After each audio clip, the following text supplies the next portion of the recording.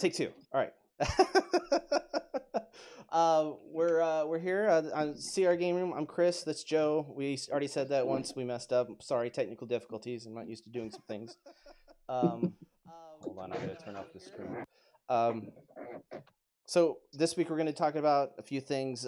Basically about the tournament we have coming up that we're in the middle of planning and getting everything done with that. We're going to be talking about global escalation for some reason. And then that sounds so scripted now that I know what I said before. And we'll also just be going over just a few other things. So, but first of all, Robert may be here a little bit later, but he had a thing with his job to do, so he may be on in a few minutes. How you doing, Joe? I am doing great. I'm ready to get back into the tournament season. I had a very long break. And I know you guys had somewhat of a long break. I didn't work for 2 weeks. So in that 2 weeks, I only played Dice Masters once or twice, and it killed me because I was just like, man, I got to get back into this. Yeah, I haven't really been playing Dice Masters all that much. Me and Robert want to do. Me and him, because we haven't drafted 40K and we want to get together and draft 40K, so we may be doing it this Saturday. I don't know. We've talked about it in our group chat that we have for the channel. So we may just do it and have whoever wants to do it with us just jump in. But I'm pretty sure you can get a few people on it. I know a lot of the other guys were itching to do that as well. Yeah, I mean, I think Robert hasn't been building too many teams with the 40K stuff because I don't know, he's the type of person that he builds stuff as he gets cards from the blind product, so he's just looking for the opportunity to get cards, and he already has everything, so it's just going to be doing that. So I kind of feel the same, honestly, even though I built a team. Oh, it's less about the acquiring the collection and more about putting in the best use.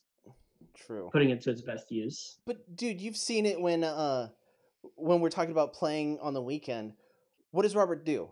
He goes up and buys like 12 packs and is like, all right, I'm going to build my team out of this. It's like, you scumbag. Hey, what's up, man? How's it going? So There's Jordo. Yeah, Jordo. So yeah, we're gonna be trying. We might be doing a draft sometime soon. I really want to do it because I think 40K. I need to have my hands on it a little bit more. I don't know what to do with my hands without it.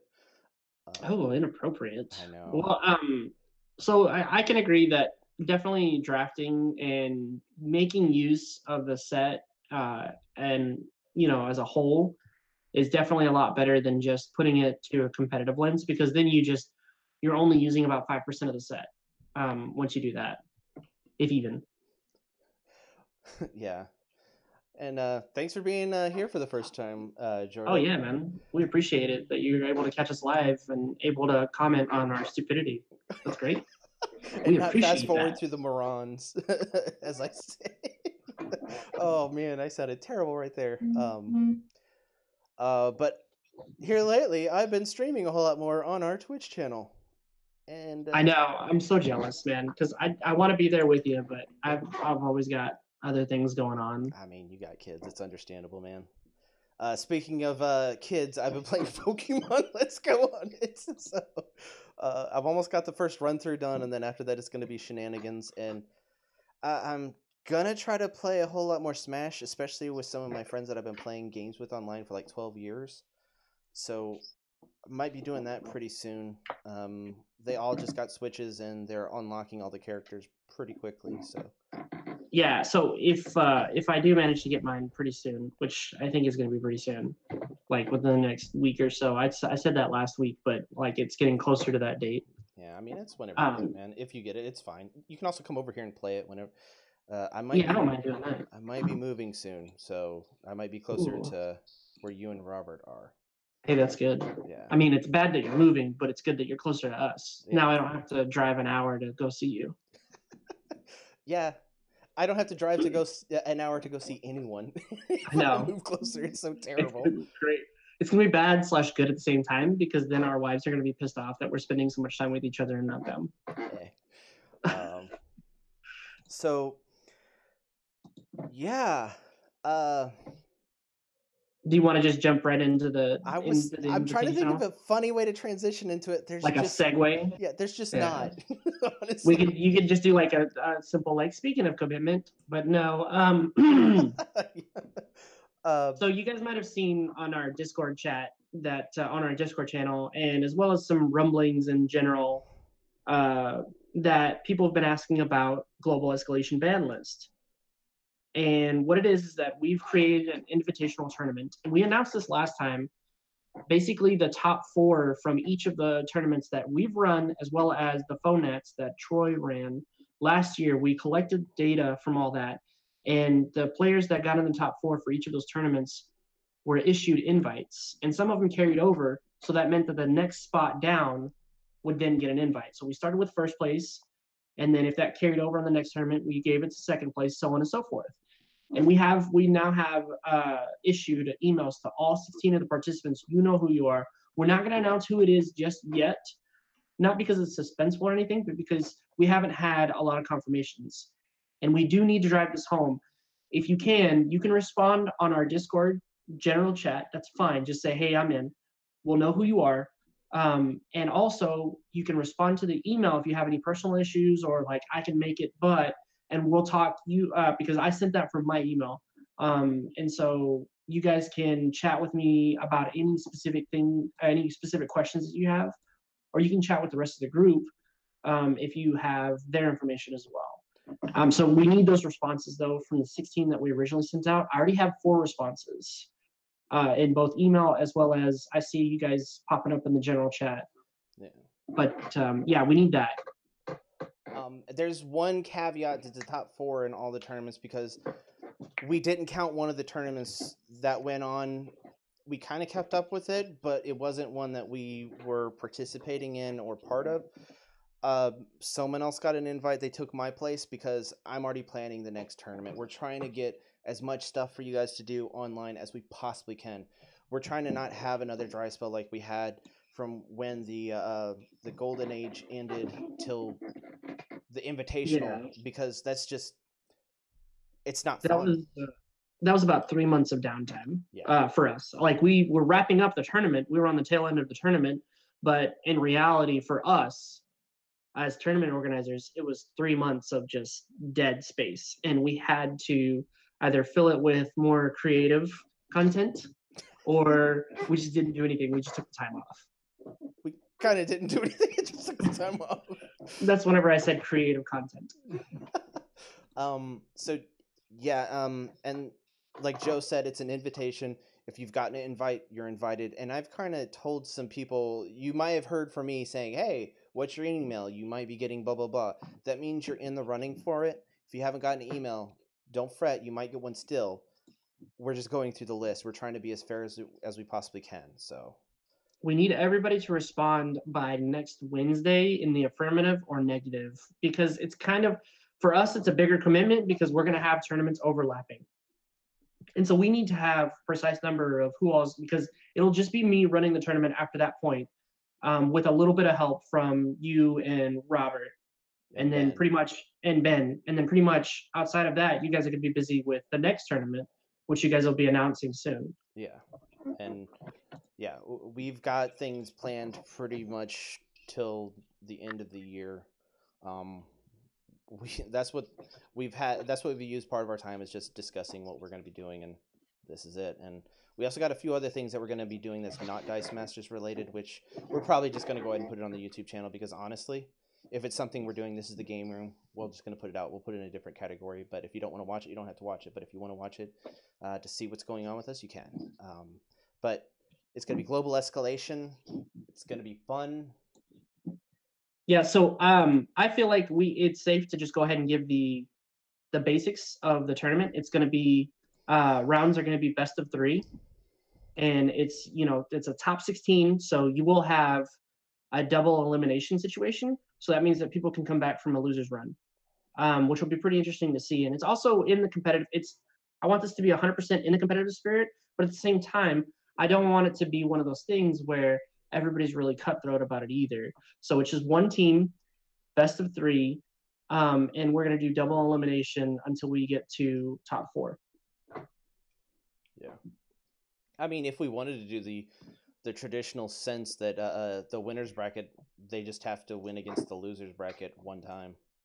That, Yeah, but that's setting the bracket back for the losers bracket, and that's rough. yeah. Really So rough. I mean, I'm all in favor of the double limb where you have a chance to do the run back after you've played your pool. So That's some of the more exciting things that you ever see from esports, but we don't know if we have enough time for that, and we don't. It, I don't know. It's good. We'll discuss that at the championship time, but yeah, well, like I said, it'll be up to top four. So I think we'll have by then we'll have a clear winner. I mm-hmm. guess you could say we'll have a clear winner side and we'll have a clear loser side, and they can meet up. Yeah. I mean, I pretty much know that the losers brackets will be like, no, I want to be able to come back from it if I have to. If I lose, I Yeah. lose. But I mean, I felt like oftentimes in the previous tournaments that we've had, it's always been single limb for like WKOs. yeah, It's always been single limb, and I'm just like, man, you get matches that are like, if I had only rolled this one thing, then it would have completely changed the game. Like I myself, because of my play style, it's loose. I find myself in situations where it's just like opponent is at 2 life, I'm at 1 life. If I miss this roll, the game's over. I want more of that. yeah, Well, yeah, I can come back from that. I don't want that to be like the end all circumstance. yeah. And Like it ruins your tournament run, but and you get so close. it just feels. I mean, if you're coming from the losers back and you just lose, you're like, well, I mean, but I know what you mean. When I lost in the WKO and I was so close to making the top four and getting a WK, getting a, national championship invite, championship invite, I would have been so freaking hyped. But I just lost, and we were on even footing. So that's really what it came down to. So it just kind of sucked.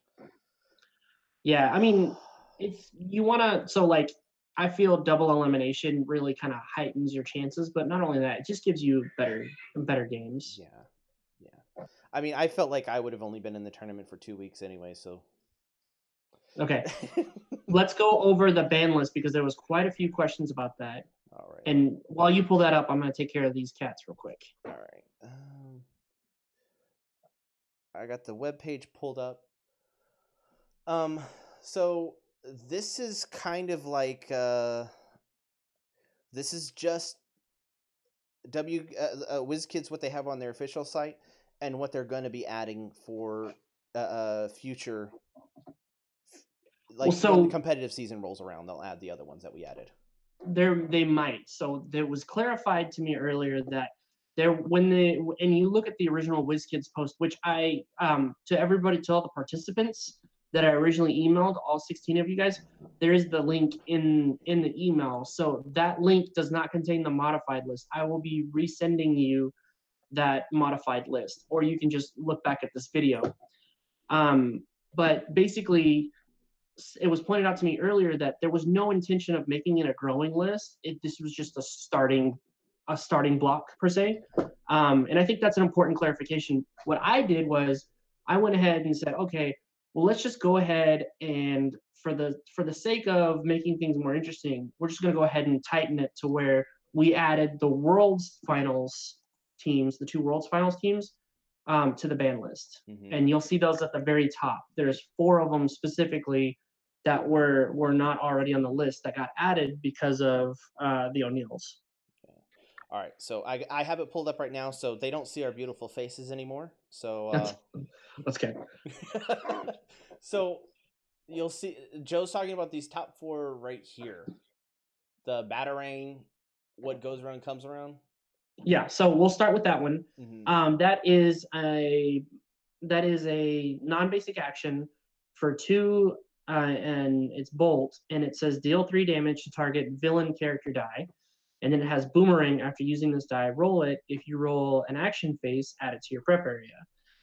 This is really pivotal in matchups in Worlds where you had Shriek or you had another control piece that just Batarang dealt with because you had that 50% chance of it coming back without even mucking up your bag. Or in my case, a 0% chance of coming back. That thing never came back for me. I hate that thing.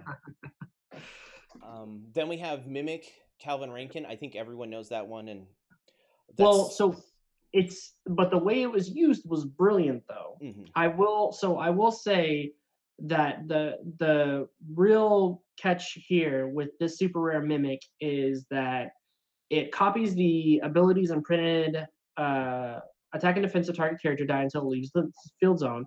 Once per turn, when you could use a global ability, you may target a different character die. If you Yeah. do, Mimic copies the abilities and printed attack. So it was just to further the it was to further the let me see here the The push. attune or other things like that. And Yeah, Matt, it's not the ramp one that you're thinking of. It's the super rare one. So it's not very yeah. many people were using that. And I mean, it's just the use of it was genius here because it added an extra layer to an Attune team that already had multiple layers with Zendala and Pseudo Dragon.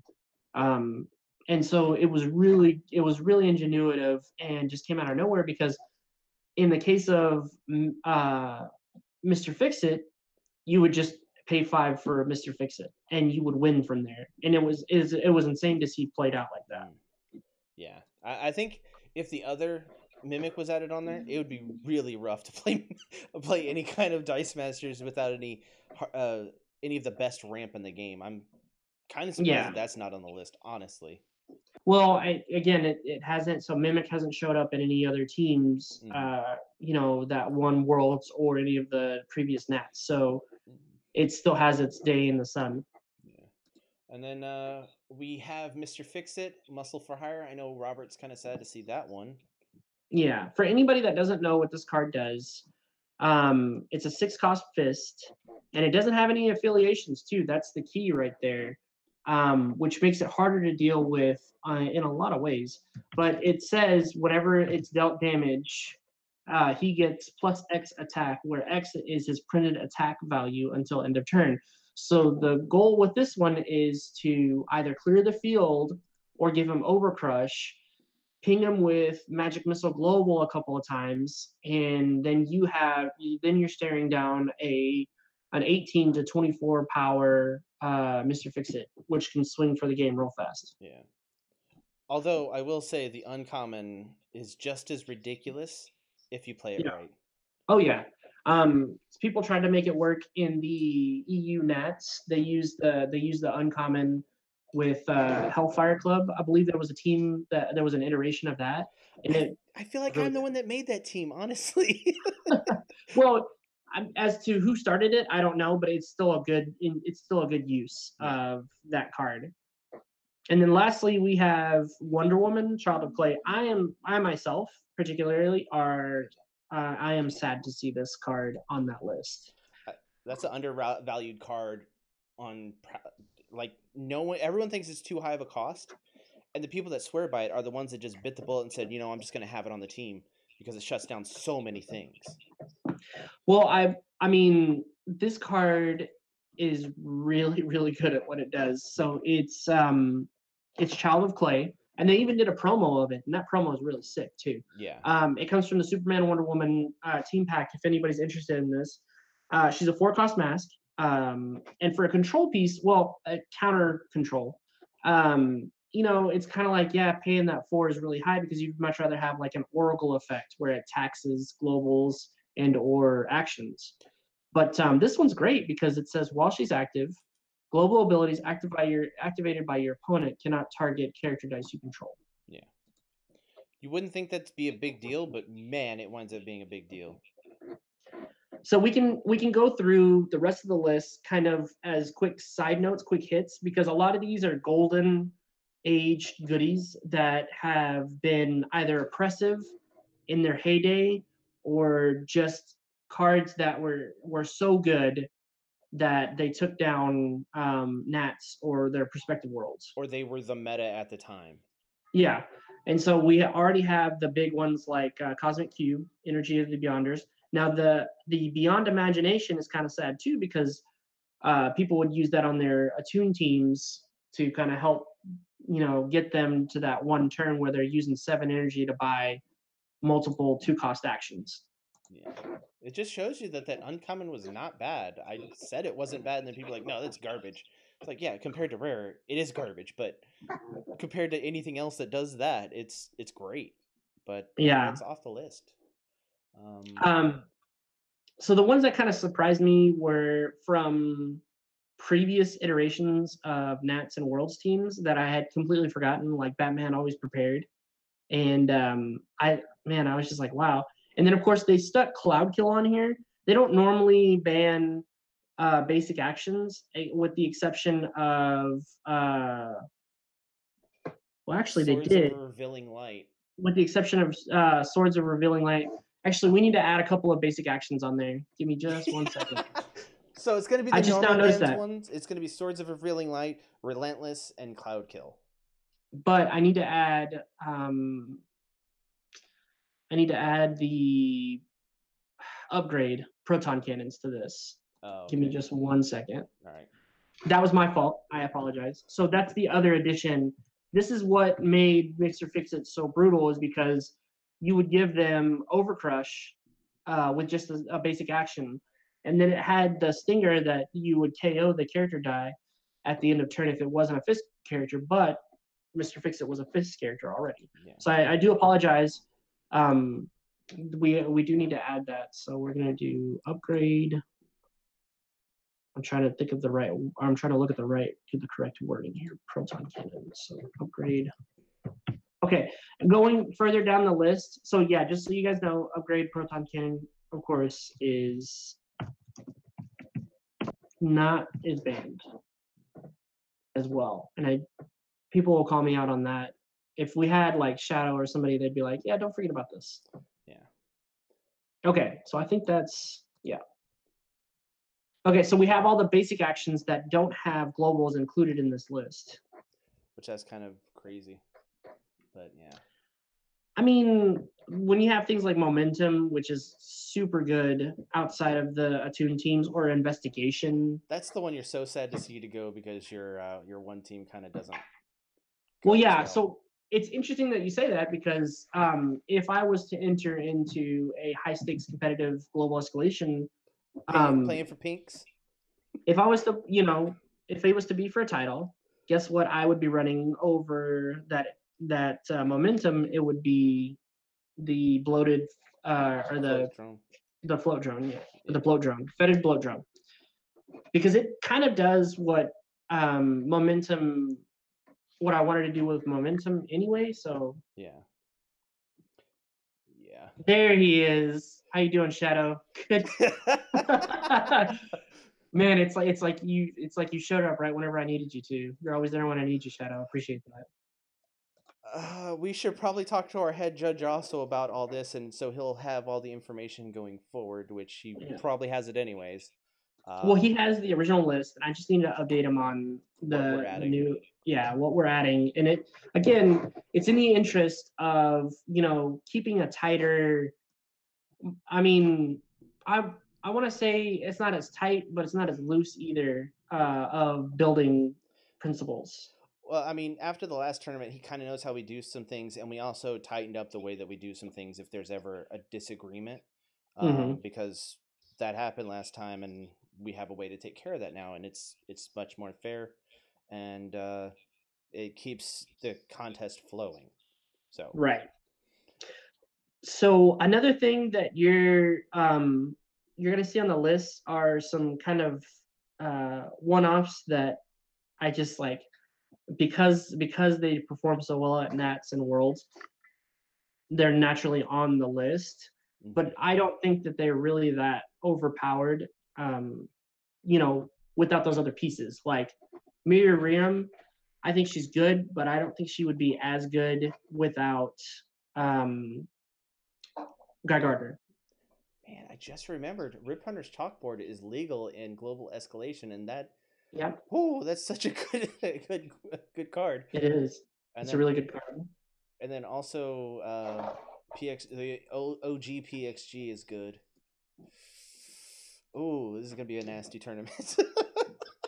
Yeah, so, um, we have already seen lists from the Central European Nats, and now that Mr. Fix-It is off the table, what we're gonna see is more of a prevalence of Ultraman, but we're also gonna see some newcomers, like the Warhammer 40K stuff. I fully expect to see everybody using, all the tools at their disposal with Warhammer 40K, and then you have Black Widow, which has the force attack global, which is great now as control. Because if you look at the list, you'll notice that all your important control pieces are now gone, with the exception of Scarlet Witch and the other Oracle. But you still have Oracle Master Investigator that taxes globals.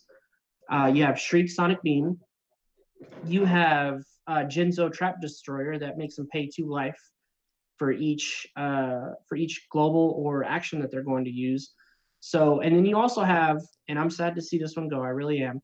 You also have Green Devil Mask. The common Green Devil Mask is off the table, folks. You know what I So don't see on there is the blob. yeah, That's going to be a because good control piece. yeah. Mm. And so another thing that you're going to see is a mixture of all those things, especially now that you can KCG in your Ultraman. Hmm.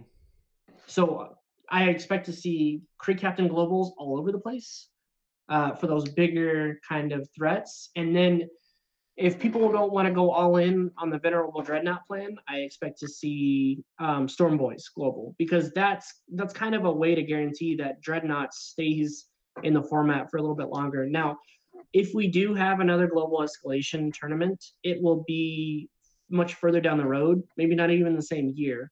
And there will be a chance that WizKids goes in afterwards and they update their ban list, because a few more sets will come out and more oppressive things will be out as well. Yeah. And we can even, like, we could probably just put this in an announcement video, our global escalation ban list, because it's just basically WizKids added with a little bit more. We'll probably get that out to everyone soon. Like I said, I will be personally emailing Mhm. everyone so that they can see it, and then I may even include a link in our general chat just to make sure that everybody else sees it and they know what to expect. Yeah. So I mean, when you're brewing, you kind of just you're going with whatever you can, and then you're like, oh crap. But Well, I like to think of it. I like to think of, like, especially during competitive season, one of my favorite things is team brewing. mhm. Right?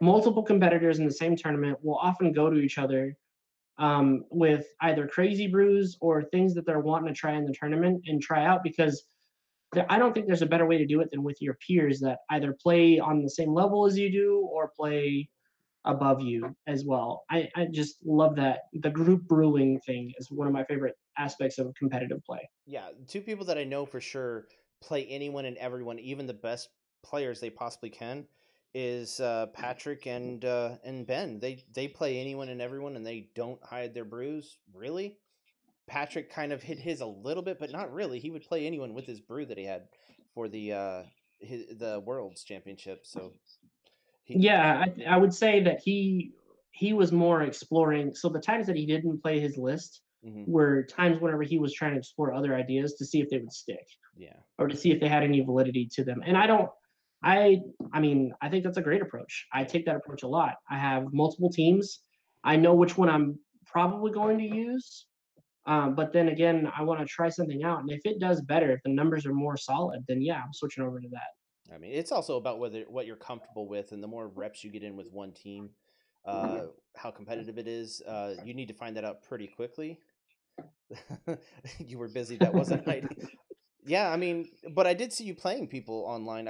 I know that you played Ben a few times, and if you play Ben, you know you're going to be playing him in the competitive area. So, Well, he played me with his original the Shield team, and I really liked it. And then 2.5 weeks, 3 weeks later, we played again, and he was testing a completely different strategy. mhm. And I was like, "Oh, what happened to this list?" And he was like, "Oh, I'm probably going to use it. I just haven't gotten around to the fine tuning." And so he used the last week before that to really test hard with Ben and several other players Yeah. and kind of refine that Shield list, which is a great list. I enjoyed it. I mean, Ben said it was the more unique, fun teams that was there at the Worlds, and I trust Ben's opinion on that because I wasn't there. Well, definitely playing it, definitely testing against it was a Yeah, unique experience because it forced some cases where you were just like, man, how do I play around this one thing? Because you have your setup for, your tune teams, your Mr. Fix It, but you don't quite have a setup for that team. And I think that's really what he was going for. yeah, and yeah, Ben If he said ever you would fit. have done really well against it. So, but I mean, they just didn't roll for you in the after the second round, from what I understand, is what Ben said. So sucks, but yeah, Yeah. yeah. But and by the way, nice seeing you, Patrick. Thanks for stopping on by. But Yeah. The shadow symbol was up. And yeah, so he heard us calling. But no, getting back to the Global Escalation Tournament itself, um, we're really looking forward to seeing all the competitors, seeing what they're bringing to the table. Ultraman, Creek Captain Global. I heard some murmurings of a Surtur. I don't want to give away, but yeah, it's great. So using this ban list in the future may prove fruitful, and then after we get done with this tournament, we may be like, oh, let's just kick it back down to the original list. yeah. I mean, I think progressing a list of bands, I think that's just a good idea because honestly, it just doesn't keep people resting on the laurels and they have to progress. And it's all about progressing online play. And I think if you promote that, it's a good thing. And I think that's what Global Escalation should do. And I like it. I was going to participate in it, but we're doing a tournament really close afterwards, and I just could not do it.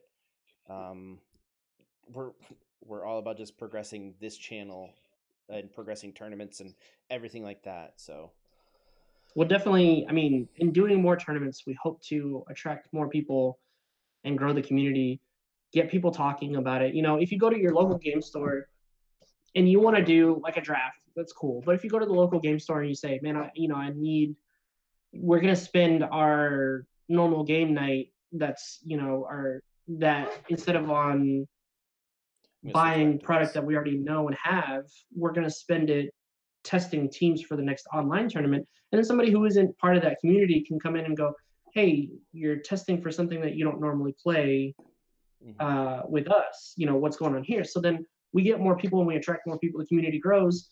That's the overall goal for me in doing this stuff, is to keep everybody that can play in the community, but as well as grow the people who aren't normally playing online and including them as well. So it's kind of like a community, or what's the word? It's beneficial to everybody, Yeah, both in and outside of the community.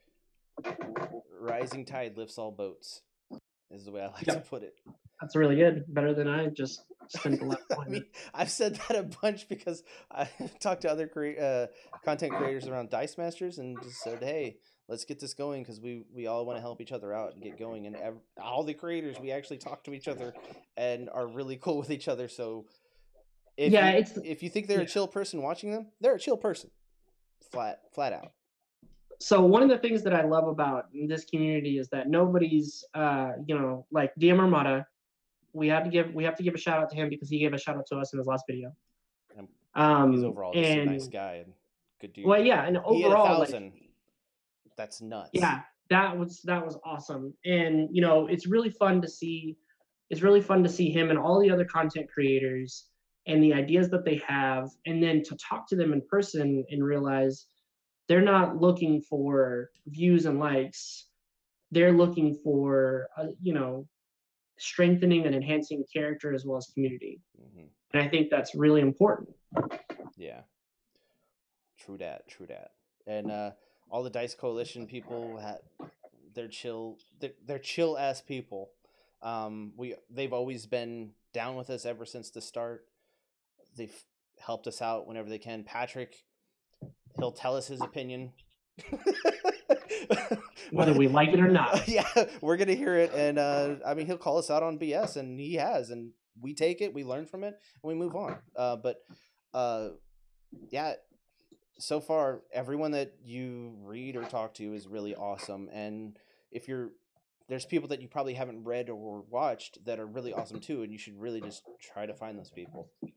So I think one of these days we'll have to go, whether it's in a live stream or whether it's in a recorded chat or not, we'll have to go through and we'll have to list all of the content creators that we watch, because I try to consume podcasts as well as videos as well as Yeah. streams of a lot of content creators that do both Dice Masters and non-Dice Masters things. We'll have to give you guys a list in one of our videos as sort of like a shout out, but also like I'm of the mindset that the more the more you consume and the more you're able to, you know, hold on to that or hold on to what you consume, the better of a person it makes you, whether it's opinions of one sort or another. Yeah. um so yeah. Yeah. Me personally, I watch a lot of gaming stuff, but I'm really into technology, so I watch a lot of technology stuff, and the guys hear me talk about computer stuff because I talk about it kind of a lot. But yeah, I have zero problems with that too. yeah. But I watch a lot of technology stuff, and I mean, I've gotten on a kick of watching Magic stuff, and people probably know that, and people get annoyed with that, but I really like Magic right now, so. Well, the other thing that I like about all the other content creators and the podcasts whenever I'm listening to them, like for example, the MOD podcast, Ministry of Dice, that they did last week, they were talking about all the games that they played over the Christmas break, and they were all majority board games. And I'm like, man, I wish I could do that. Yeah. I wish I had the time and the kind of collection for that. And it is a good thing. Podcasts, plural. And shout out to them for putting it on YouTube, because I am able to consume it a whole lot more easier now. Sounds stupid, but I can listen to them a whole lot more easier on YouTube. So I know the running gag is the reserve pool is no longer and all that stuff, but when I say podcast, I mean the Ministry of Dice, but also you guys, the DM Dice Masters of the North. You guys, whatever you guys put out, whether it's episodes or YouTube or articles or whatever. Yeah. But a podcast is in like other people that don't do Dice Masters. They also do podcasts like a D&D podcasts. Mm-hmm. I'm really into those. And we had a running list of like our favorites the other day in Discord chat. So yeah. I'm always down for some jank Laurier and Jourdain combos that you guys like. I really like the ones where you guys it's such a weird combo that it doesn't do well, but you say what you learned from it and what you can go on from there. So shout out to them for that. They put out even when they don't do well with the combo, and I like that. So yeah, there was a one of the articles I remember reading. It was just like, yeah, we played for 2.5 hours. Should we have done it? No. But we learned a lot from it. It was like, yeah, good. Now I don't have to worry about playing those 2.5 hours. Oh my god. There was a time that me and Patrick played for 2.5 hours on a Mr. Fix-It competition that neither one of us wanted to give in. It was ridiculous. Oh, it was terrible. We finally had to end it because I had to go get food. Oh man. So speaking of so when we say that we want to distribute all these tournaments and we have like the whole year planned out tournament wise, that's not to say that anybody else can't step up and be like, well, we know you guys are running a tournament, but we'd really love to run this, but you guys are doing your thing, so we're not going to attempt. That's not what we want to get at all. Yeah. We don't own your time. We don't own Dice Masters. We don't own anything. We're providing tournaments that people can play in, and if you want to put out some, cool, awesome. I would love to play in it. So let's say we have a Golden Age 2-team takedown, and you're like, man, I don't want to play that. I want to play Modern. And so you get the bright idea to start a Modern tournament. It doesn't matter how long it is, do it. Yeah. We'll be in it too. It doesn't matter. Like I can juggle that. Yeah. And if you want to do 2-team takedown, use it. We made it. We came with the idea for the community, not for just us to use. So I know it's kind of a weird team building thing, but yeah, it's for everyone. We don't own that. So I mean, we made it, but we don't own it. Yeah. The community owns it. So we have a lot of in the pipeline as far as like future tournaments, but we don't want that to be a problem for anybody. Yeah. We want to grow the community mainly. Yeah. Because someone said I would do something, but you guys are planning things, and it's like, so. Oh yeah, yeah. I think it was like Andy or Chris, or True Mr. Six, It was whichever it one of was those. Chris. Yeah, and it was like, man, that's not at all what our goal is. And I Mm. mean, we have the I think it was you, Matt, or it was Matt or Reg that was like, yeah, we're gonna do the. Oh no. Who was it that said that they were gonna do the global escalation? But the league. Oh, It was an escalation league. It wasn't a global escalation league, but it was an escalation league. yeah, that was uh, what you call it? The guys from I can't pull up my Discord right now because I'm on it. So No, it's cool. I think it was the guys from Mayhem. yeah, Dice Mayhem. Yeah, Yeah. So Dice Mayhem, that's another channel you guys should they consume some of their content as well. they have some awesome stuff. They have a Discord that everyone can join. Mm-hmm. Uh, oh man, And they have brewing competitions. I know Patrick was just like, yeah. So two possible teams. I mean, I'm always down for some global escalation because my boy Beholder and Hella are always at the ready. oh my god. Got him on lock. Then did you play yesterday in Ross's Tuesday I night? did, Okay, how'd you and it do? was horrible. It was horrible. You did horribly, or the tournament was terrible. No. I did horrible. So I had a team that went 0-3, but really I was playing it more for the fun. The tournament was you can only use sets that were released in 2018. Oh, And so that kind of limited the card pool, like this. Modern's already limited in my opinion, and now it's just like from Thor to everything else, and that's only about 9 total sets, if you want to call them that, including including 5 team packs, yeah. in 2 campaign boxes. So it's just like, you know, Is it um, two campaign boxes? it's Because just Adventures Infinity oh and yeah, because that came out the very tail. Okay, yeah. You're right. I'm sorry. So, I only have so much because I haven't been able to go out and get the second campaign box and a lot of the team packs. Hmm. So what I did was I just committed to it. So um, my team was a couple of energy fixers and Mortarion, Common Hulk, She Hulk from Thor, and then I had Seething Corruption and I had a couple other stuff, but like I just had one of. I called it the Highlander. I called it the Highlander team because I only had one of each die, and I committed myself to that team, and it worked. When it worked, it was good. Like I was able to swing in for chunks of like 12 or 13, but Orbital Strike was also used in abundance in that tournament, and there was 4 teams out of the 6 that ran Orbital Strike. Mm. Yeah, I've heard a lot of people talking about orbital strike and just like janking it into a lot of things, and that's kind of weird. But Well, I mean, I'm not gonna lie, it was good, and I mean, they had different takes on it too. Much like the best of 2018 tournament, everybody had different takes on Tabashi Rogue plus Insta War, yeah, but there was still a majority of those teams. In this one, it was kind of the same way with Orbital Strike. One team used Absorbing Man and Primaris Interceptor, or whichever one that is, the hmm Primaris Reaver, I think it is. hmm The one that when it's KO'd, you deal 2 damage to target character die.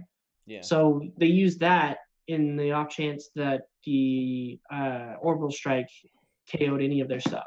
Oh, And then interesting. another team used a bunch of smaller pox walkers that cost 1.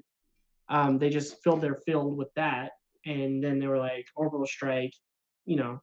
And then of course all of them used Black Panther though, because Black Panther in this kind of limited format was the highest ratio, or had the best ratio of purchase cost to power, Mm. and especially with Kree Captain Global, I think there was out of the 6 teams, there was 3 teams that were using Kree Captain Global. I may be mistaken; there may have been more, but from what I saw, there was those 3 that used Kree Captain Global. Yeah, Kree Captain Global is so kind of broken, honestly.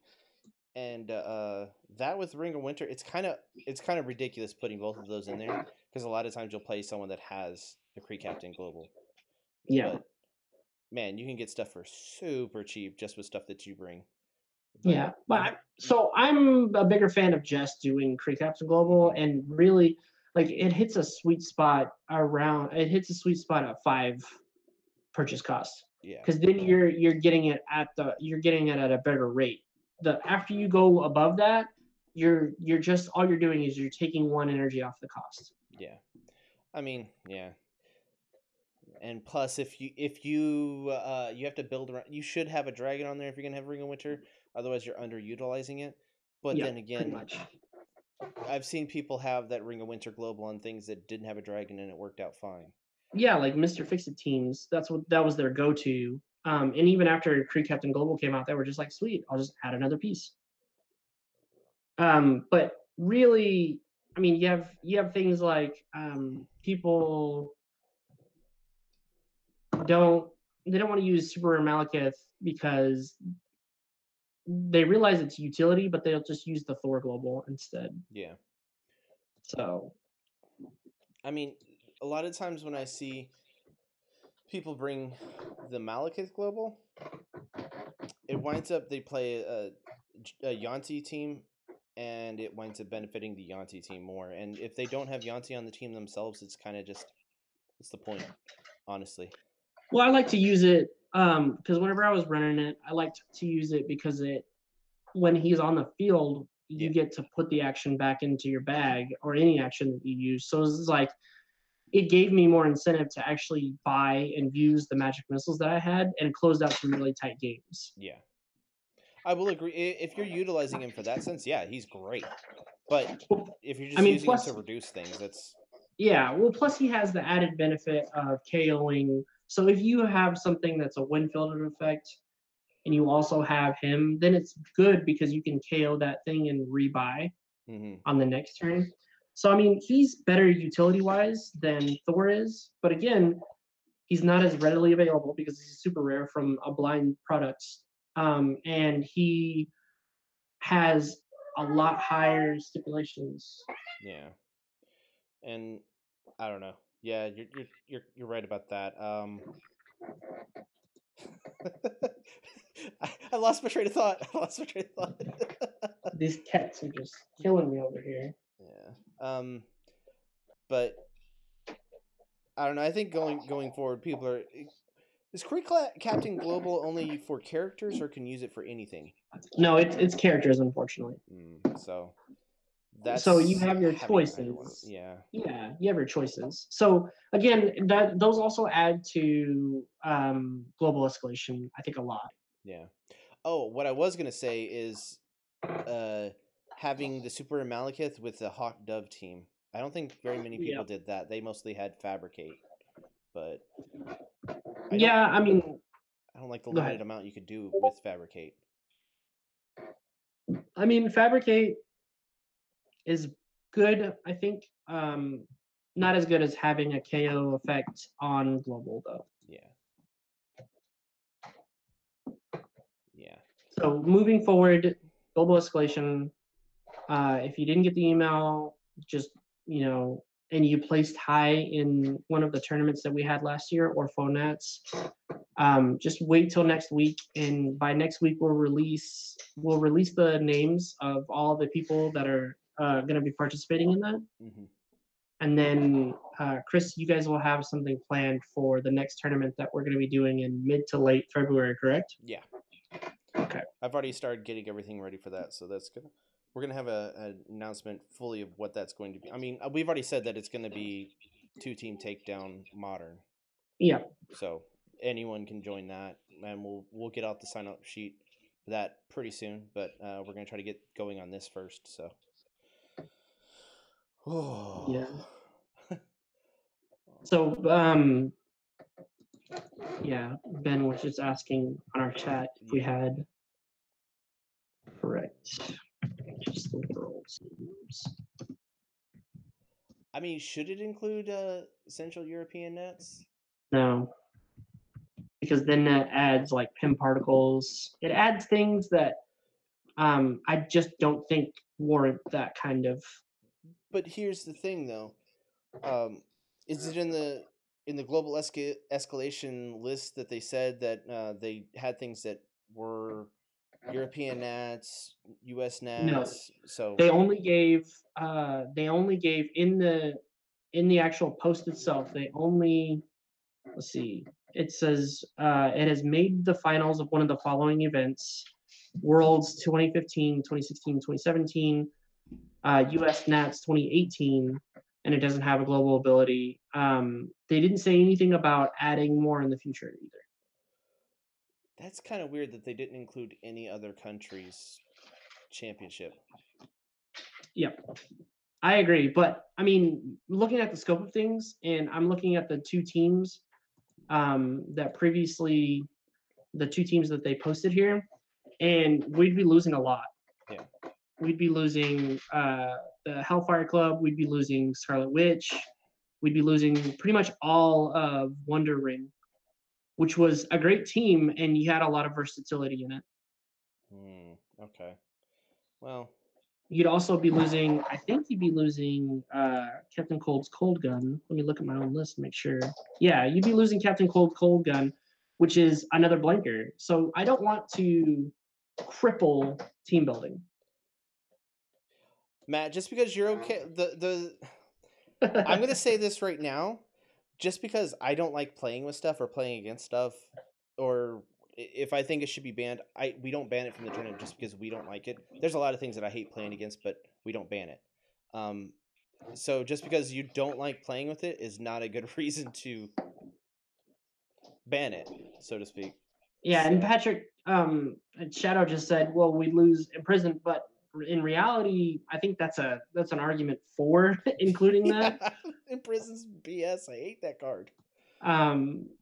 But I think the way it stands, we're just going to leave it this way because like I said, I don't want to bottleneck team building, and adding those additional stipulations of including CE Nats teams that'd be taking a huge chunk out of the control pieces that are left. Yeah, I kind of wish they hadn't included U.S. Nats because that's kind of straying away from what they usually did. I don't know. Yeah. I don't. I mean, we'd be losing Chwinga. We'd be losing a lot. Would we be losing Rare Chwinga, though? I think it was Rare Chwinga that placed. Oh, never mind then. Can't have that. Rare Chwinga is probably the best Chwinga. I know people are going to disagree with me, but I love the Rare Chwinga. So, I mean,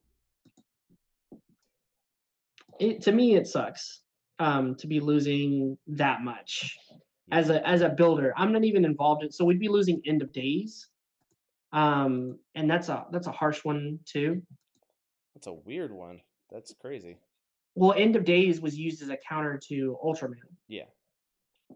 And so I personally think that losing End of Days just means that Ultraman just runs free. And there's zero things that can stop Ultraman, especially now that you have Creek Captain Global. Yeah. And Ring Winter Global. With a few of the people that we know have already RSVP'd for the event, they would just run wild. So they'd probably take that bet. They would be all in on the Ultraman. Yeah.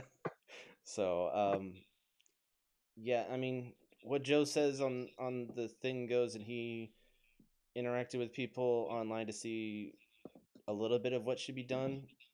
But whatever Joe says for the global escalation on this tournament is what goes. So I'm backing him 100% on that. And this is an experimental format, and I want everybody to keep that in mind. And I'm treating it as such too. I'm not saying that that's a hard line, and you can't ever cross it. I'm just saying that in order to keep the spirit of the experiment alive, I think we should, instead of continuing to funnel and limit our building, we should kind of keep it on a straight and narrow. Yeah. Or at least not as tight borders restrictions. Yeah, I think people are going to come up with the argument, well, we shouldn't add to the list then. It's like, but I mean, I think it's I think it's an experiment of our own, doing our own bands. And the reason why I included this Worlds was exactly that. I wanted to make it more interesting because everybody's already seen the potential without this worlds list, right? Or without these two worlds lists. So let's see what else we can do with it. Let's go beyond that. In And Global then, Escalation, it's not going to be banned. Kree Captain Global is not going to be banned. yep. It has a global on it, so I don't. And plus, I think that's Donald, such a good we card. appreciate you chiming in, by the way. Yeah, thank you. Thanks for being here. I think Kree Captain Global is fair because both sides get to use it, and yes, it's kind of broken, but it's still good. So, well, I appreciate that, Matt. I mean, a lot of people would be, they would try to play devil's advocate, stuff like that. Yeah. And they'd be like, well, you're gonna add this, but not that. When you look at the original announcement that they had, they made it clear that they wanted to include the world's championships lists. Yeah. And I think that's continuing in that same spirit. Like, okay, well, if you've already set that precedent for worlds, at least, then you would do the same. And that's including the world championships for 2019 and the national championships for 2019. Now that they're separate, they could be two major events that we're looking at adding in the future if we do it in the future. Yeah. Yeah, I mean, if it's still a thing. This may be such a thing. They haven't really talked that much about Global Escalation since announcing it, honestly. It kind of feels like they just wanted to tell everyone, all right, here's how we're going to get rid of Yanti, everyone. I think someone said that in the conversation. That kind of seemed like what they were doing. They're like, okay, we're tired of everyone complaining about Yanti. Here's a way to get rid of it if you want to run a tournament. Yeah, that makes sense. Or they're tired of everybody complaining about running half elf or bard, elf thief, so on and so forth. Yeah. I think Global Escalation is a fair way to play Golden. Personally. Yeah, I can agree with that. Yeah, and that's what their intention is, and I don't see the harm in adding those 5 cards. I don't see the harm in adding that if we want to continue that balance, because Super Rare Mimic is actually busted. Yeah. And it's even more so whenever you can Kree Captain Global it on turn 1. You have a 5 cost that you can purchase on turn 1. Yeah. And I think that is insane. Ridiculous. Yeah. All right. So I think that's Robert didn't show up because he's sick or whatever, and he said he might not make it. So, we'll just. Is someone messaging me? Oh no. Okay. All right. Do you have anything else to add, Joe? Or I mean, we're at an hour, and normally we go a little bit longer. So I'd like to throw some stuff to.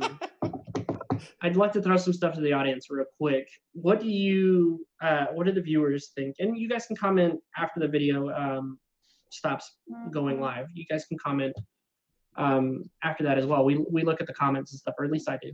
Oh, I do too. I get notices. I troll all the videos and stuff like that to make sure that there's, like, if somebody puts something in like, hey Joe, you said this thing and you're an idiot, then I can be like, oh well, I guess I am an idiot. But what do you guys think will be the more impactful cards in this round of Global Escalation?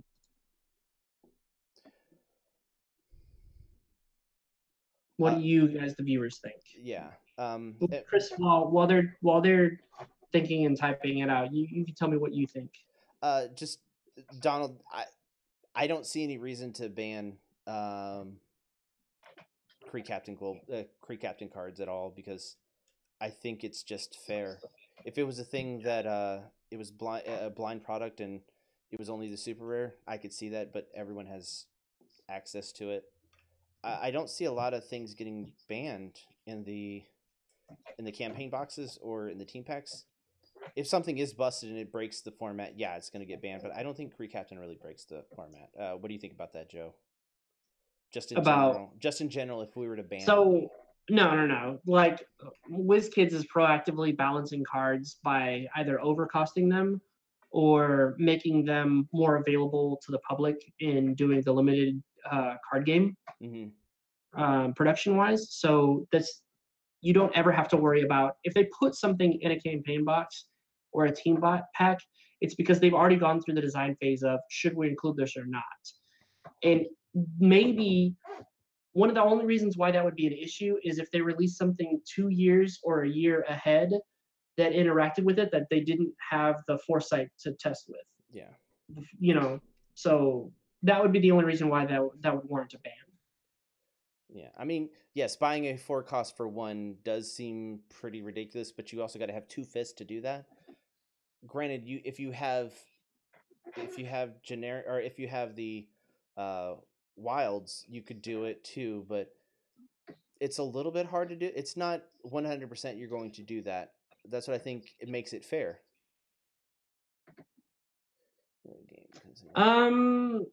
That's already being addressed, I feel, Donald, as far as people being turned off by getting into the game because they don't have, let's say, the energy fixtures from Thor. That's going to be addressed. We're in this really awkward adolescent period, I would say. We're in the We teenage went from years.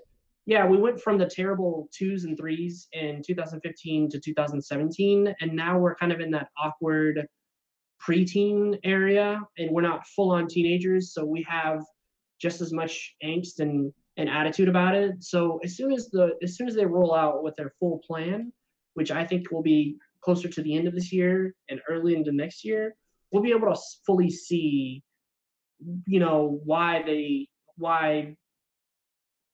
people went with why people are coming back. Yeah, I think. I think everyone that's talking right, Matt and Patrick, I think rotation is going to take care of all blind product. I think blind product is going to be part of the golden age and global escalation, and that's it. You're going to Yeah, need campaign boxes and team packs. And adding to that, I see that people are heavily favoring a rotation in June. I don't think so, unless the only reason why I would see that coming is if they were guaranteed to release all the team packs as well as the campaign boxes that they've already announced, solicited. Yeah. So that would be Justice and its relevant team pack, and then that would be X-Men Forever and its relevant team packs, and then maybe in addition they would have 40K. I don't think WizKids is going to change from modern to running global tournaments because they announced global escalation and really have not done that much with it. So I wouldn't worry about that unless they have some tournaments in the future going towards that. I think they don't like having to have their judges know every interaction with all the previous sets to what's in modern. They just want to have people know what's going on with the current cards that they consider modern. They don't want to have to worry about global escalation. I don't think they're just gonna. It's gonna be a side event, most likely. Kind of like draft events. I'd see. Yeah, I'd see that. I'd 100% see that. I think Jordo's right, but I kind of agree, and also disagree about Thor surviving because I don't see them not creating cards that wouldn't involve energy fixing of some sort outside of a global. Because again, I'm going off of Jimmy's words that he said to the Ministry of Dice that they were developing ways. Hey, Mike, they were developing ways. Mike, we're just having a discussion of. And then Bodie's in here. Well, it looks like Patrick was the hero we needed because as soon as he started saying stuff, people were just like, "Yep, I'm in." You have awoken the Patrick, everyone. So I don't think Recaptain's unfair. I think you have to pay 2 fists and something else to get whatever you want for 5 or whatever. I don't think that's unfair. And as far as global escalation, that's going to be a side event thing, man. Honestly. You don't have to global escalation or golden or any of the blind product. As far as Thor surviving modern rotation in June, if they do call it, I think that they're going to have enough product in these next few releases that are going to affect or deal with energy fixing in some sort of way that they won't need Thor anymore. Yeah, that's my call. I do think there's another energy fixers on the horizon. So Robert can, in Golden Age, he can use all 8 slots for. I mean, so a lot of them, like the Green Arrow and the Flash ones, come on characters, and those actually have some really good abilities too. 2.5 Cyborg, yeah. So you've got Cyborg and Merlin, and then you've got Garrod is even good. I would say Cyborg is situational, but he has the shield, so that's what makes him really great. Well, he has that really nice benefit where he doesn't take any damage from any non-crossover dice. Yeah. Donald, you're going to be seeing a lot of people wanting to team Yeah. build and everything like that. No, modern will not suffer. So, Donald, there's been a deficit already. Like 2018 was kind of a weird year because that's where we lost the most numbers wise, and we gained a little bit as far as with this with the release of 40K. Yeah. So the drop in numbers has already happened. What we're gonna see is a rise. And yeah, Matt, thank you for adding that. Clayface is 100% garbage. Yeah. Where But Cyborg is half garbage. I don't know, man. I just think you're undervaluing him, but that's a conversation for another time. So, Donald, as far as losing older players, it's already happened. We've already experienced the deficit in that in the majority of 2018. And we've seen that because WizKids has reacted by lessening the amount of tournaments they do, sponsored events, and all that stuff, Dice Masters wise. Yeah. They're not worried about players that are playing already. They're worried about picking up new players. They've shown that with their actions before, so don't worry about that.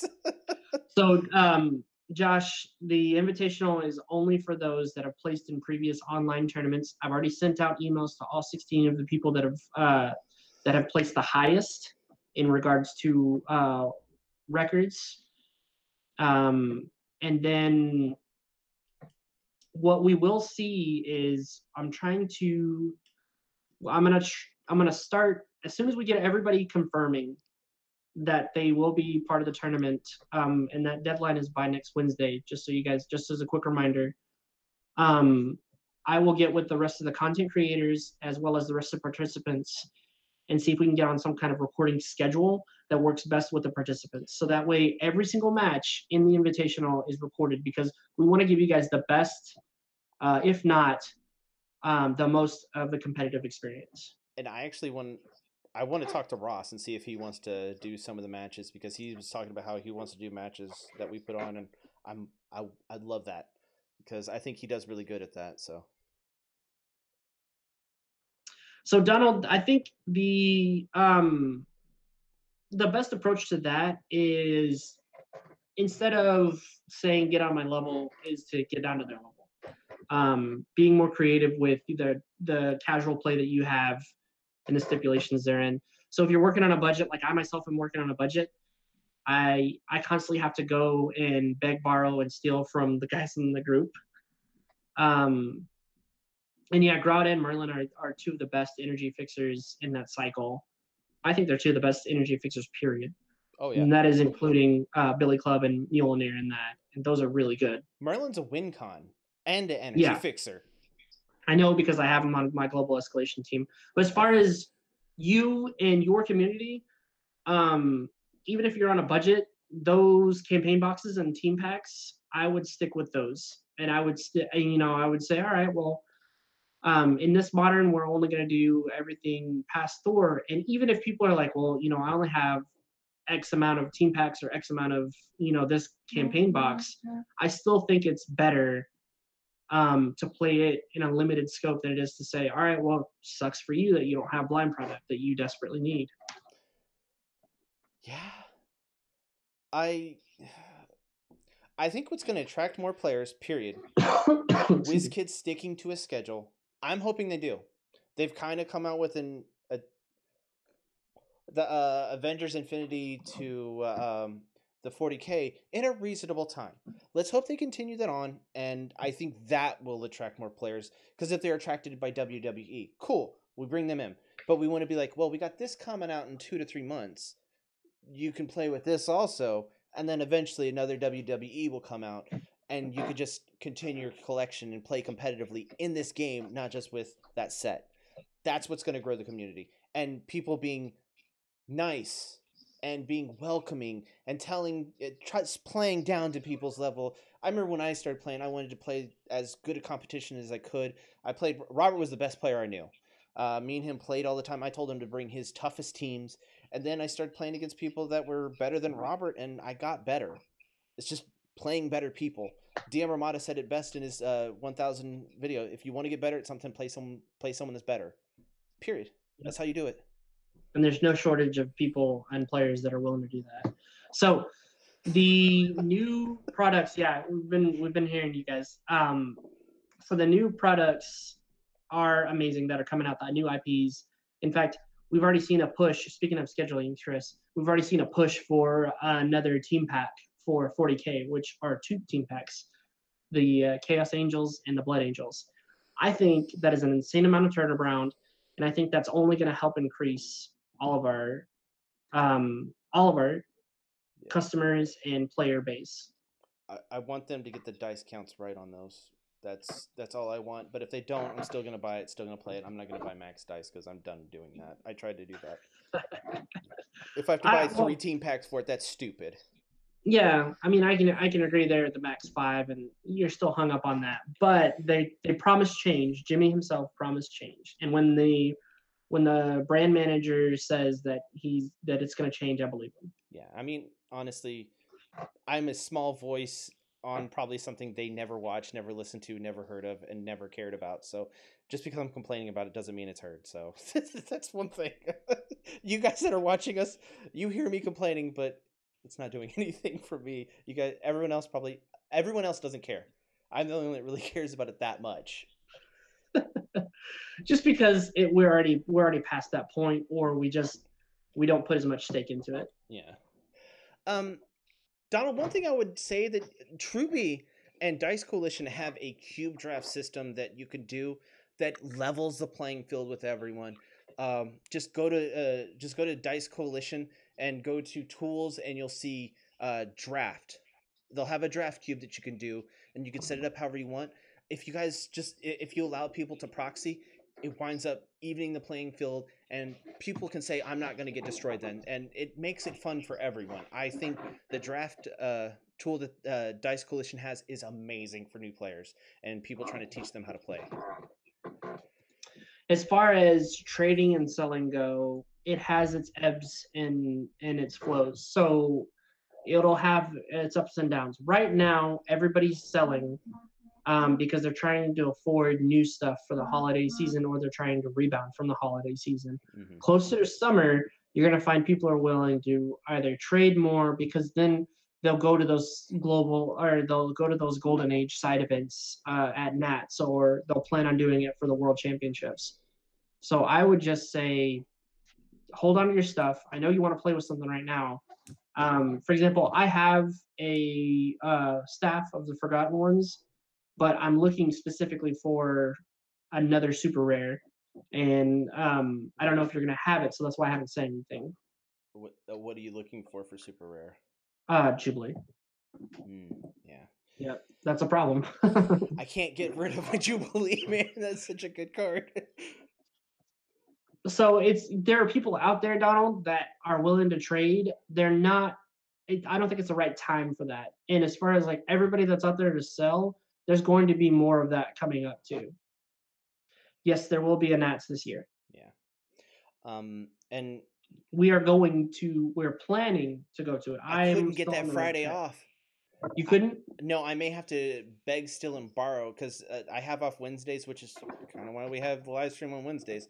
But I may have to beg with someone to trade with me that has Friday off, so I have Friday off, and then take the day off on Wednesday, because that one has like so much time available. So, well, we're still planning to go to Origins and meet up as a channel. So Ryan, Robert, Chris, Ben, and I are all going to be there, and we're going to plan on participating in Nats to some degree.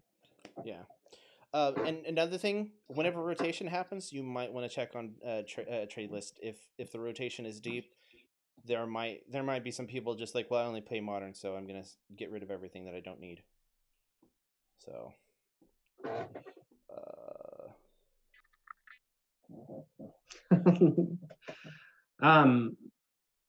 we'll keep an eye out. But yeah, as far as trades and sell, just really, I would honestly more look forward to it during rotation, because that's, like Chris said, that's whenever the most activity happens, is during rotations, set rotations, or national or world championships. Yeah.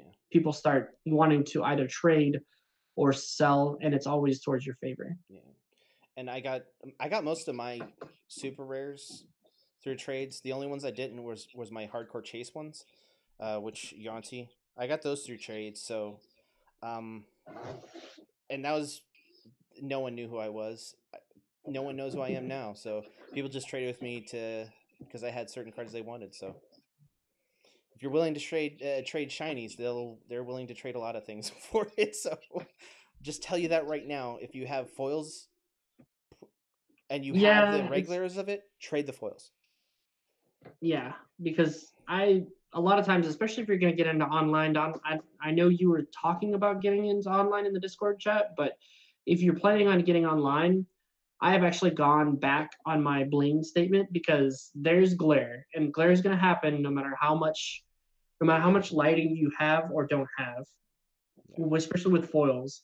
So a lot of times I've just gone to the point to where it's just like I'll just put the non-foil version on here of, especially if it's of a card that's not used as often.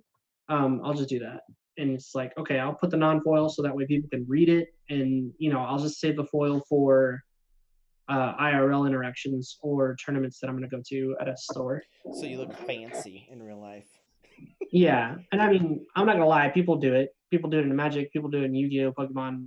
I mean, like, you're gonna bring your bling to the table. Yeah, I could care less about bling. As long as I have the card, that's all I care about.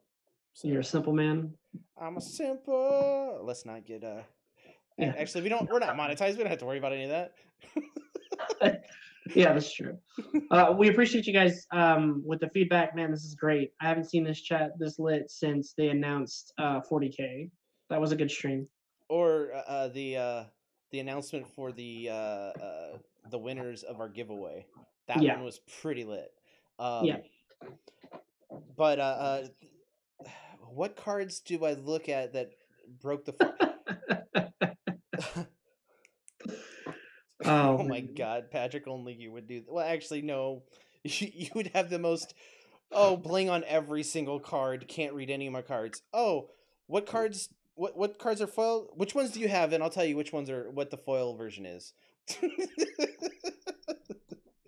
um, I like floated bloat drone. Fetid blow drum. I think that's the one that's going to make the most difference. I think Storm Boys has a chance, but I think bloat drone is. Are we talking in the like what? Oh What wait, question was that? Venerable Dreadnought. I'm sorry, Venerable Dreadnought. That's the Yeah. one. Okay. Yep. Oh, But I don't. I'll private message you later on, Donald. He will definitely message you. But Venerable Dreadnought, it's been the talk of the town since it was first spoiled. You cannot deny that the power of that card. The reason why I think you're right about the Storm Boys Global is because there are cards out there that have abilities that work off of just dealing damage, period, like Surtur or anything else that has the added benefit of like, all right, well, range interaction means that I always favor from it. For example, Mr. Fix-It. yeah. You can give Mr. Fix-It if you have a common Mr. Fix-It and they have Venerable Dreadnought with 2 other sidekicks out, and you have a way to give that Fix-It Overcrush, you are benefiting from that exchange 100%. Yeah. Especially if you just go, okay, move to my attacks, global Storm Boys, give them range, have all of your stuff come towards me, and it's great. Yeah. See, I like. I had on the team that I played against Robert, I had Venerable Dreadnought, and then I also had Storm Boys on my team. So whatever character he was going to use to attack, I put Storm Boys Global on it, forced it to attack, and had everything range his whole entire team out. And Yep. that's quite annoying, but I like it.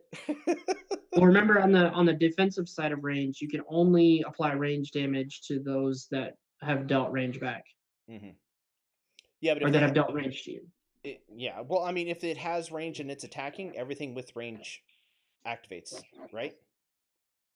So, like if in your case with the Storm Boys Global, if they have Venerable Dreadnought and they attack you with 3 characters, and you have your 1 character with range, um, But then they what I'm can. saying is I have Venerable Dreadnought and I give Oh, his attacking character range. right. They can, all of your range, if you're the defending player, all of your range can only go with that 1 character. I thought it was anything. Yeah, you can deal range to any character.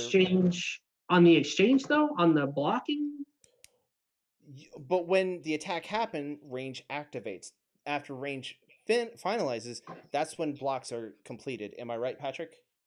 I'll have to look. Well, he's saying you can deal range to any character. I'm talking about if you're the defending character during the range. It says you then the characters with range can deal damage, but I don't think it specifies. So maybe you guys are right. I'm not too clear. Again, range is very confusing. Okay, yeah, I'm right on that. So I have kind of a trollish defense. It's really stupid.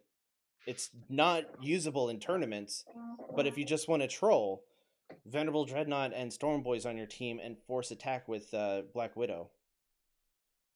Thank you, Patrick. Yeah. So thanks for naming names, Patrick.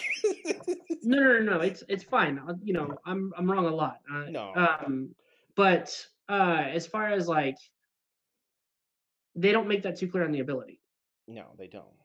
And so that's where my confusion is. It's like, if you made it clear on the ability, then that's fine. Yeah. But whenever at first blush, it says that your range characters can, deal their damage back. And I was like, what does that mean to the attacking range characters or non-range characters? So yeah, it's fine. Yeah. I am incorrect. Which, I mean, it happens. But I mean, that's why I think Venerable Dreadnought and Storm Boys could kind of combo together. You got to save something while blocking, but if they're trying to send through a fix-it and you have Venerable Dreadnought out with a few things, you could wipe out their Mr. Fix-It before he goes through. That's kind of a defense for Mr. Granted, there's a few things that are a defense for Mr. Fix-It. Yeah. Target lock, again, is going to be a hidden gem. I valued it really high whenever we did our set review. Mm-hmm. For the Harley Quinn team pack. I still have faith in it. It's just the only reason why it hasn't been showing up lately is because Dreadnought is still very much a thing in the mirror match. So people would prefer to go Dreadnought to Dreadnought over, using one of their basics action slots for a target lock. Yeah. Because you can get around target lock. You can't get around a Dreadnought. Yeah. Not right now. You can blank it. Yes. But I mean, they could counter blank you, and you lose. Yeah, there's more ways. There's more ways to get around a target lock than there are to get around Dreadnought. Yeah, I think target lock is going to wind up being one of those cards that is really good, but the way that the format is going, it may just get left behind. Then eventually, on like a Global Escalation or a Golden Tournament, it'll be like, oh yeah, that's going to win the tournament. What's up, Rich? So, getting back to that, like, the reason why I think Target Lock is going to be a sleeper is because the OP Black Widow will be out, and then Dreadnoughts won't be such a big deal anymore, and then you can get more mileage out of your Target Locks then. Yeah. Because people will be using the Target Locks to try to catch that Black Widow. Yeah. I mean, and target lock is super annoying to play against, and it never seems to work for me. So anytime something's super good and it's kind of chance, it never works. I played Steven when he had DM Ramada, and he had target lock. It worked for him, and I was like, it sucks. But yeah. I've only realistically gotten target lock to work for me once or twice in a game, and outside of that, I haven't used it just because. I mean, people have Atlas Global, Resurrection Global, or Villainous Pact, and it's like they use that to get around target lock all the time. Sir, big entrance just doesn't work. I'm just gonna say that right now. It doesn't work.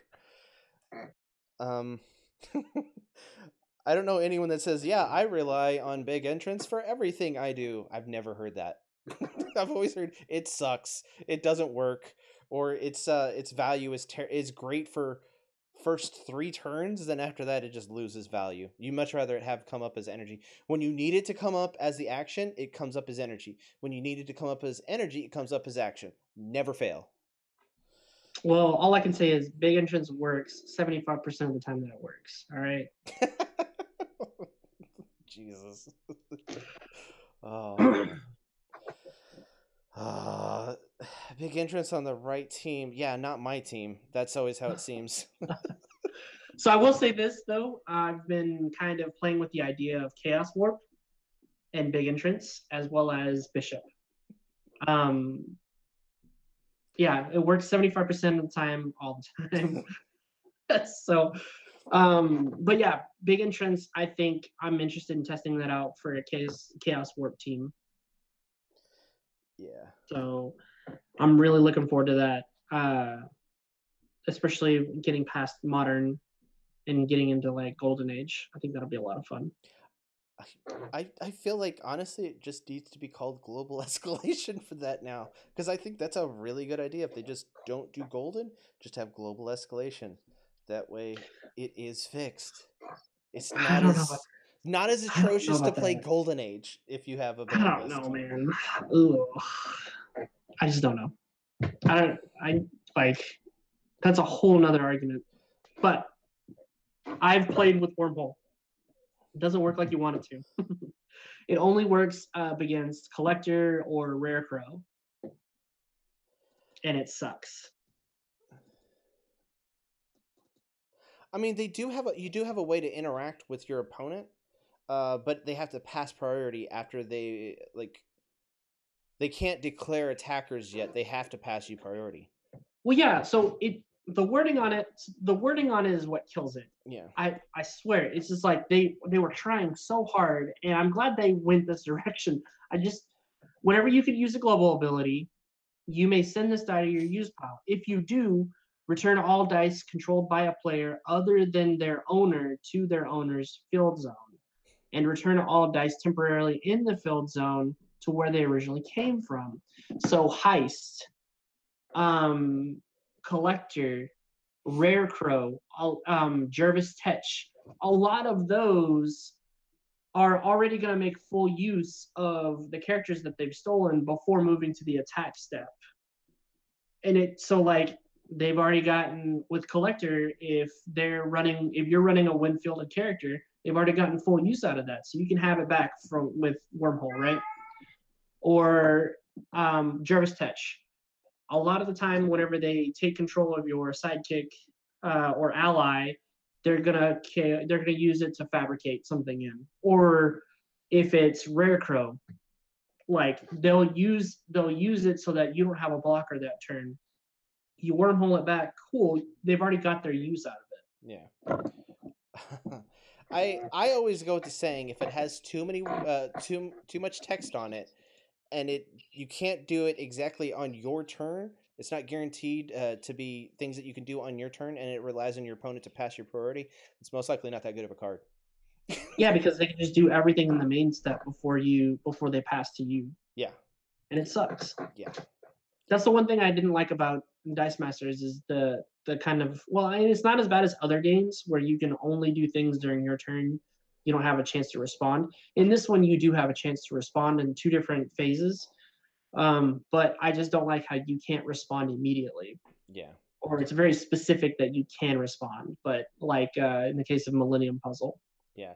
I do think it's kind of terrible not having a stack, so to speak, like Magic has, where someone does something, you can have a reaction time, then their reaction time goes on top of that, and it just goes through the top one, that one, that one. But they can't, because otherwise people could just have things that would counter everything that you could do and make it to where you can't do anything against them, like how Magic works sometimes, where they have the crazy control teams where it's just like a whole bunch of no. Yeah, so I definitely think Dice Masters benefits from it more than other games as far as like a limited linear response. Yeah. But wow, you guys great comments, great questions. Man, that is really awesome. Yeah. I am out of things to talk about though. So Yeah. I've already asked my question and everybody's interacted. You guys are I appreciate y'all um joining the stream and communicating with us and having some dialogue. Yeah. So that is going to do it from us because I definitely don't have anything else to say. Next week we'll be back. Maybe we'll have more to talk about with the Global Escalation Tournament, but I doubt it. We've got out a lot of stuff now. We're going to talk when we have more people respond to us and we can actually announce who's going to be in it. So um, that's going to do it for us here. Be sure to like, subscribe, and follow us on social media. Be more social with us. So until next time, we'll talk at you guys later. Peace.